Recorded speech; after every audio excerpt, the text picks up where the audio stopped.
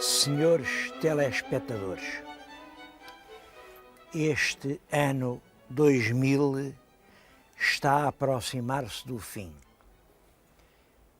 Até agora eu esperei, mas esperei em vão. Eu pensava que o ano 2000 devia ser em Portugal um ano imensamente consagrado à recordação do Brasil. Faz agora 500 anos, pela mão dos portugueses, entrou na história uma das mais belas nações da Terra. Julgava que era isso, as comemorações da chegada de Cabral ao Brasil, esse magnífico povo, esse país maravilhoso, essas cidades deslumbrantes que iam ocupar todo este ano 2000. Enganei-me. Afinal, esse não foi o facto dominante do ano. O que é que aconteceu assim mais importante? Os senhores lembram-se? Eu estive aqui a dar um balanço. Acho que foi realmente a visita do Papa, que foi uma coisa importante, e a revelação do tal terceiro segredo de Fátima, que foi realmente uma adivinha lancinante para a consciência católica. Depois foram as eleições para o presidente de Benfica, todo mundo torceu, pronto, ganhou aquele presidente do Benfica, e agora foi a história do queijo limiano. Se não fosse o queijo, o orçamento não passava. Imaginem o destino de uma pátria dependente do sabor de um queijo. Foi isso que encheu em Portugal o ano 2000. No Brasil quase ninguém se lembrou.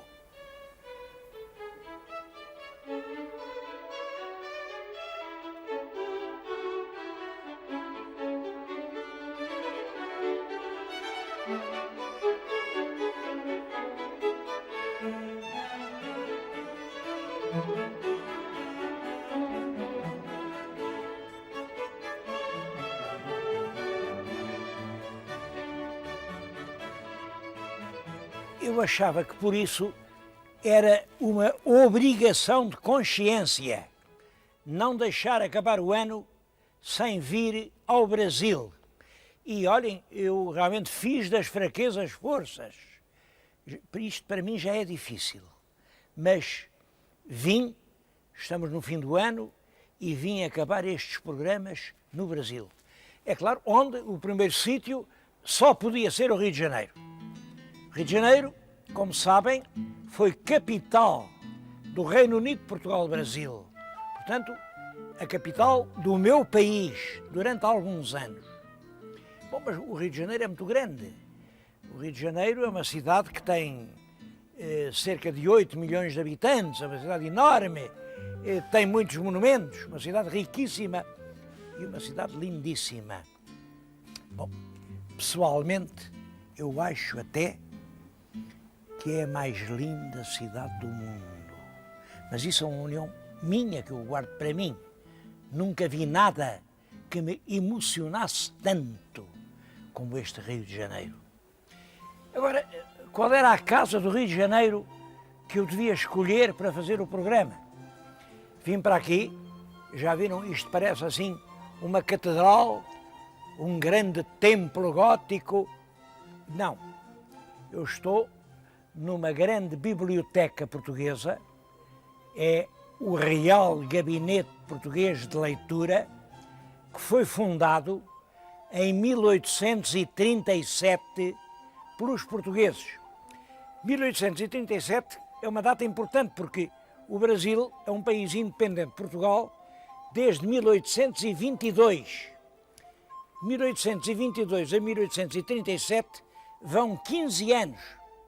Bom, 15 anos é o tempo de nascer, de entrada à adolescência, e os velhos portugueses começavam a recear que os seus filhos já se não lembrassem mais de Portugal.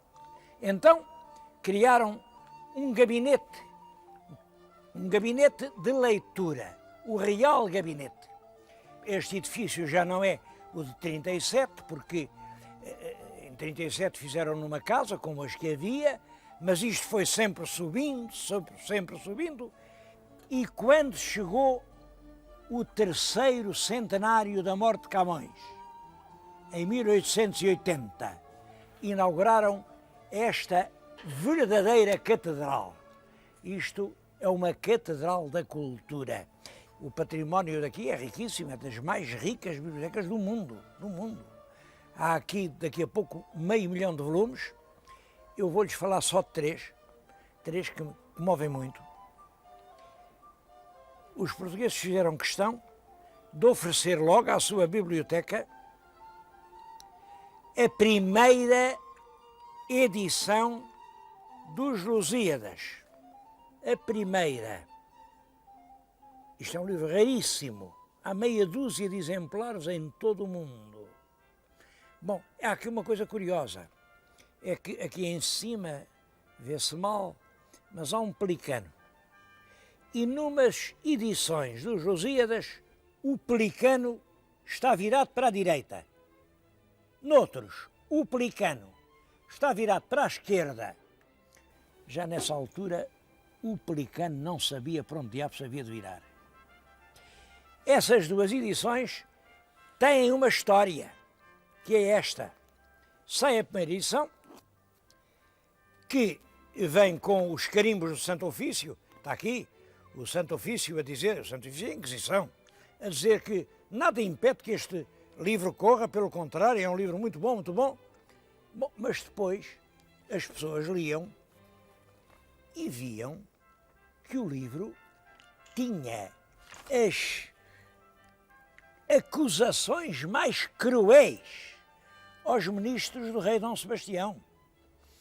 Há aqui uma altura em que chegam a dizer que os ministros querem os altos ofícios apenas para cultivar os torpes vícios. Devo dizer que vício torpe era no século XVI o homossexualismo.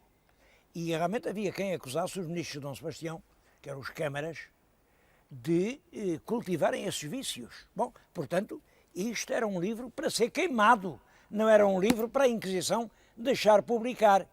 Bom, mas a Inquisição deixou. Acho que foi por distração, eles não deram por isso, o livro saiu, é claro, esgotou-se imediatamente, toda a gente queria ver o livro do escândalo, e eles fizeram outra edição a fingir que era a primeira. Só que também tem 1572, só que aqui, esta gravura da capa, imprimiram ao contrário e o pelicano ficou ligado às avessas. Eu julgo que esta é a verdadeira explicação das duas primeiras edições dos Lusíadas. Um outro livro que me emociona muito e que está aqui é também uma edição dos Lusíadas. Esta é uma edição muito pequenina,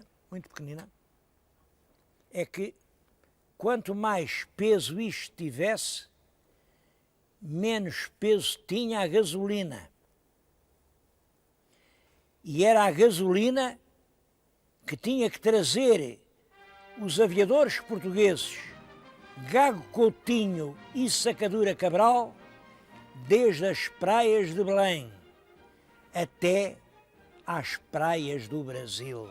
Eles vieram, mas mesmo assim trouxeram os Lusíadas e está aqui escrito pelo punho de Gago Coutinho: veio conosco de Lisboa ao Rio de Janeiro, nos hidroaviões Lusitânia F-16 e F-17, voando 4.500 milhas.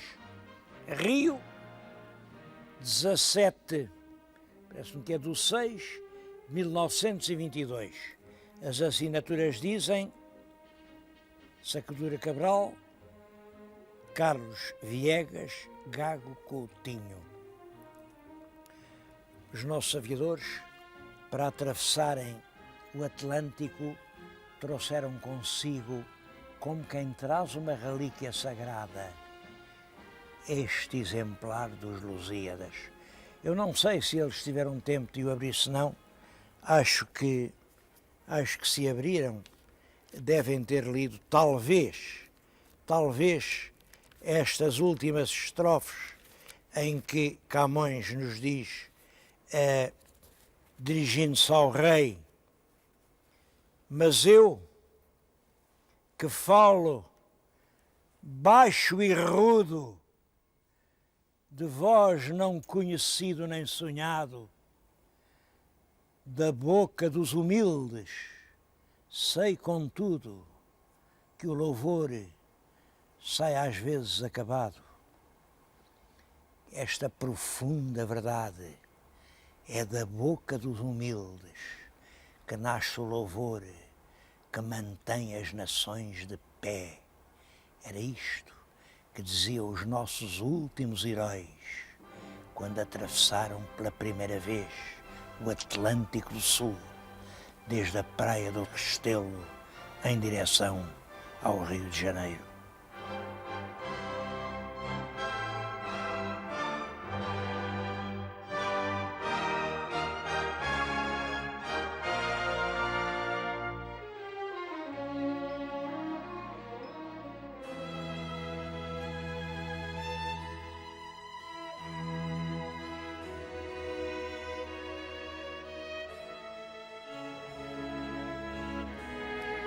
Esta biblioteca está cheia de preciosidades, mas eu vou só referir mais uma. Esta é um livro manuscrito. Eu vou-lhes ler as primeiras linhas do manuscrito. Diz aqui, prefácio, que é para ser impresso em tipo diferente do corpo do livro. Folheando os livros dos antigos assentamentos, no cartório das cadeias da Relação do Porto, li, no das entradas dos presos, desde 1803 a 1805, a folhas 232, o seguinte: Simão António Botelho, etc. São as primeiras linhas da obra mais alta do romantismo português, O Amor de Perdição, de Camilo de Castelo Branco. É uma peça de um valor absolutamente inestimável. Foi escrito por Camilo quando ele próprio estava preso nas cadeias da Relação do Porto, acusado do crime de amar uma mulher chamada Ana Plácido, uma mulher que já era casada. O manuscrito, como veem, é escrito de um jacto, quase não tem emendas. Pertence hoje ao Real Gabinete Português de Leitura do Rio de Janeiro. Não há dúvida que nós demos ao Brasil tudo quanto tínhamos de melhor.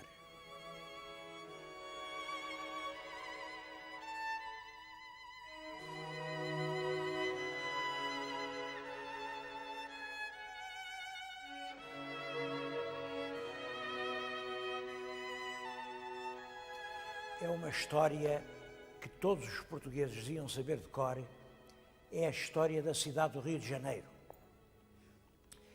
Bom, chama-se Rio de Janeiro sem ter rio nenhum. É que logo, pouco depois da passagem do Cabral, em 1502, veio uma nova armada portuguesa, veem o mar entrar pela terra profundamente e julgam que é o estuário de um rio. E, portanto, isto era janeiro, enfim, foi o rio que eles encontraram em janeiro. Não era rio nenhum, como sabem, é a Baía da Guanabara, uma baía cheia de recessos, de entradas, mas é aí, com esse encontro, que começa a história do Rio de Janeiro. O sítio era muito bonito, terras muito boas, muitas águas, Nessa altura, os portugueses limitaram-se realmente a fazer alguns comércios, comprar para o Brasil, mas, entretanto, navegadores franceses que vinham atrás de nós, porque os caminhos foram sempre os portugueses a inventá-los, mas atrás dos nossos caminhos vinham sempre outros, queriam aproveitar as passadas que nós tínhamos dado. E, não tarda muito, esta região estava toda inçada de franceses.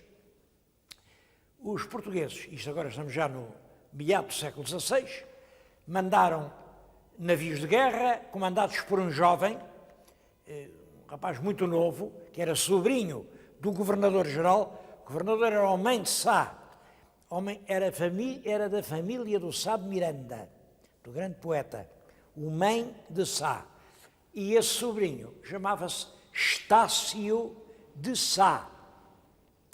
Eu lembro-me sempre disso com emoção, porque fui eu quem tive o privilégio de inaugurar no Rio de Janeiro o monumento que há 400 anos era merecida ao Estácio de Sá. Estácio de Sá, com poucos meios, mas com uma bravura ilimitada, expulsou daqui os franceses, e os franceses não julgam que eram assim uns aventureiros quais. Não. Era o almirante Villegagnon, que era amigo, era associado do grande Coligny, do almirante Coligny, que foi um dos grandes vultos da França do século XVI. Ele fortificou-se ali numa ilha, ainda hoje chamam aquela ilha de Villegagnon. A verdade é que o Estácio de Sá conseguiu expulsá-lo dali e tomou posse da terra. É já o Homem de Sá quem constrói uma fortaleza. Já estamos no tempo do rei Dom Sebastião. Como sabem, Dom Sebastião tem o nome de um santo, São Sebastião, um santo que morreu crivado de setas. Por isso, em homenagem ao rei, puseram à cela o nome de cidade de São Sebastião do Rio de Janeiro. Essa cidade vai crescendo constantemente. Quando chega ao século XVIII, chega a ser a capital do Brasil, porque realmente é por aqui que se escoa o ouro de Minas Gerais, é o melhor porto para isso, e é a capital do Brasil, é aqui que vive o vice-rei. Ainda está de pé o palácio, é nesse palácio que se vem instalar a rainha Dona Maria I e o seu filho, o príncipe regente Dom João, que depois foi o Dom João VI, em 1808. Costuma-se dizer que vinham fugidos aos franceses. Isso é um disparate completo de quem não sabe nada de história da Europa. Isso era um plano muito antigo, era um plano que vinha de há muito tempo. Portugal tanto era em Lisboa como era aqui, a capital tanto podia ser aqui como lá, e em várias ocasiões houve o plano de, no caso da capital europeia, cair sob o domínio estrangeiro, o governo mudava-se para aqui e permanecia a independência e a soberania portuguesa. Esse plano funcionou em 1808 e a monarquia muda-se a sua sede para o Rio de Janeiro. O Rio de Janeiro é a capital do reino português entre 1808 e 1821. Isso é um período de um grande progresso. O rei, a rainha, aliás, mas o príncipe regente, abre estes portos do Brasil à navegação de todas as nações amigas. É claro que isso era um artifício diplomático, porque nós estávamos do lado da Inglaterra e, portanto, a única nação amiga era a Inglaterra, o resto estava tudo com Napoleão. Portanto, abrir às nações amigas queria dizer abrir à Inglaterra. Mas, realmente, essa abertura desenvolve imensamente o Brasil. É quando cá está a monarquia, que convidam uma missão científica francesa a vir aqui para conhecer melhor esta realidade brasileira. era uma terra de que se ouvia falar, mas os europeus não conheciam. Então veio uma missão francesa que incluía um pintor, o João Batista Debré. Eu há muito tempo que queria ter a obra do Debré. Ele em Lisboa nunca a encontrei, lá nas livrarias, e quando cheguei aqui, fui aqui um bom livreiro, e perguntei, vocês têm o Debré? Sim, senhor, eles tinham o Debré, a viagem pitoresca e histórica ao Brasil, que hoje tem 4 volumes, cheios de belíssimas gravuras, e eu ontem pude realizar a alegria de comprar o Debré. Depois vim aqui ao Real Gabinete e vi que afinal aqui eles têm a primeira edição, a primeira do Debré. É claro que as gravuras têm muito mais relevo e estas gravuras são uma reportagem viva do que é o Brasil nos inícios do século XVIII. Uma pessoa folheia estes livros e vê aqui todos os aspectos da vida da cidade. Começa por uma vista geral da cidade vista ao longe.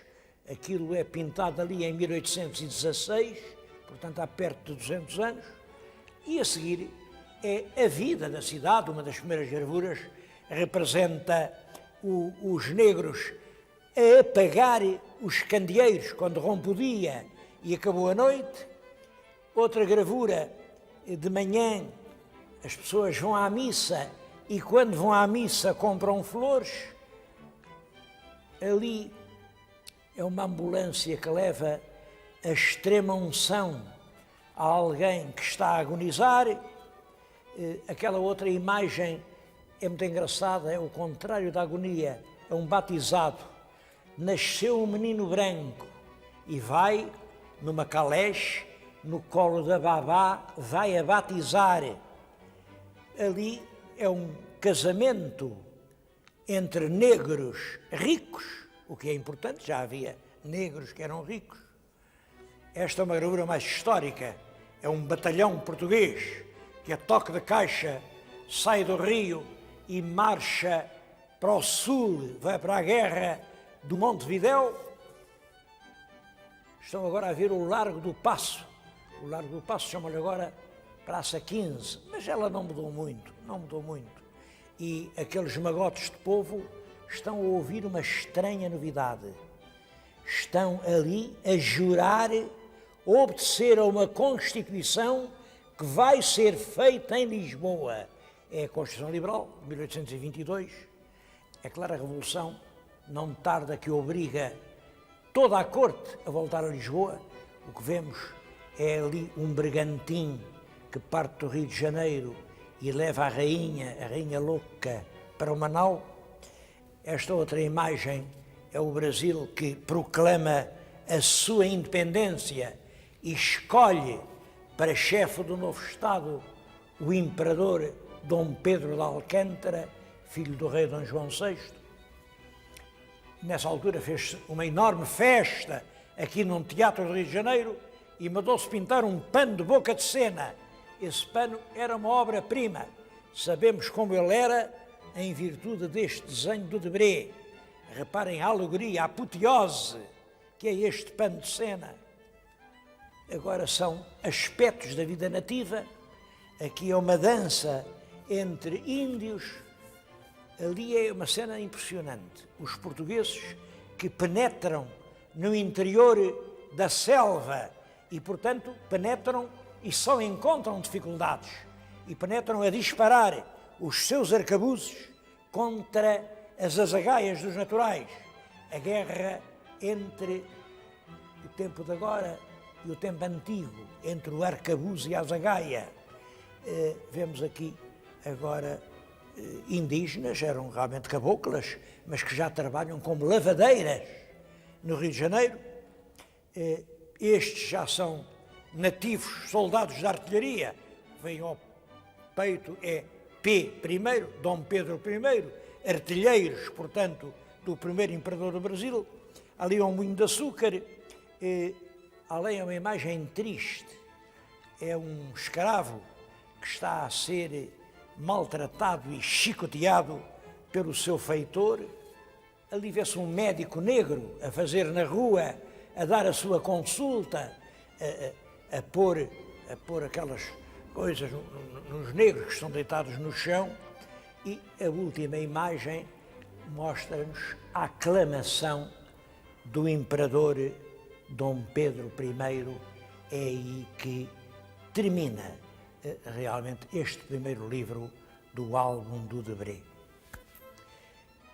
Nessa altura, o Rio de Janeiro deixa de ser, evidentemente, a capital do Reino de Portugal, ou do Reino Unido de Portugal e Brasil, e passa a ser a capital do Império Brasileiro. É uma das grandes nações do Novo Mundo. Mas sobre isso, sobre a independência, sobre o Dom Pedro, eu acho que o sítio melhor para falar são as margens do Ipiranga. Foi aí que ele lançou o grito célebre: independência ou morte. O meu prezado telespectador, acompanhe-me no próximo programa, que eu prometo levá-lo às margens do Ipiranga.